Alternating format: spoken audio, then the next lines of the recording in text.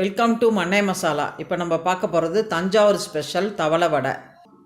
அதுக்கு தேவையான பொருட்கள் 1.5 டம்ளர் கடலைப்பருப்பு, 1.5 டம்ளர் துவரம்பருப்பு, 1.5 டம்ளர் பைத்தம்பருப்பு, 1.5 டம்ளர் உளுத்தம்பருப்பு, ஒரு 10 வரமிளகா, கொஞ்சம் பெருங்காயத்தூள், கருவேப்பிலை, ஒரு அரை முடி தேங்காய், தேவையான அளவு உப்பு.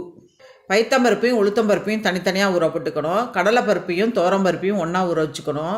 1.5 டம்ளர் பச்சரிசி எடுத்து அதை உப்மா உடைப்போம்ல, அது மாதிரி உடச்சி வச்சுக்கணும்.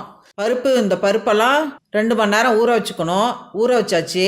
இப்போ அரைக்க போகிறேன். அரைச்சிட்டு 4 மணி நேரம் ஊறினதுக்கப்புறம் வடை செய்யணும்.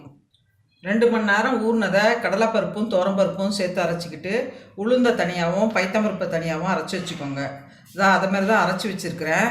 அரைச்சி வச்சுக்கிட்டு 4 மணி நேரம் ஆனதுக்கப்புறம் தான் ஊறினோன்னு தான் வடை போடணும். இப்போ 4 மணி நேரம் ஆயிடுச்சு. அதில் இந்த தேங்காய் சொன்ன பாருங்கள், அந்த தேங்காய் திருவி போட்டுப்போம்.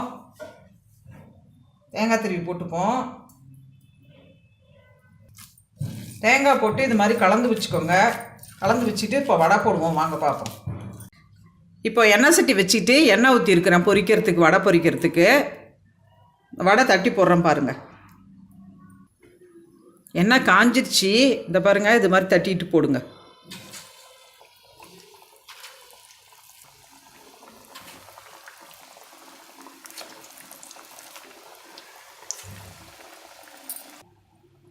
இந்த பாருங்க, இது மாதிரி சவந்தோன்னா எடுத்துருங்க வடையை.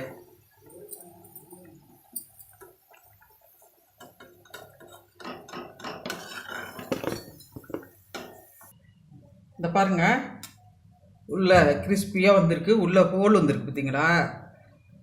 இதான் இதோட இது. ஊறுனா இப்படி வரும், ஊறலைன்னா இது மாதிரி வராது. 4 மணி நேரம் ஊற வச்சுட்டு சுடுங்க வடையை. இந்த வீடியோ பிடிச்சிருந்தா லைக் பண்ணுங்கள், ஷேர் பண்ணுங்கள், கமெண்ட் பண்ணுங்கள், மறக்காமல் சப்ஸ்கிரைப் பண்ணுங்கள். தேங்க்யூ.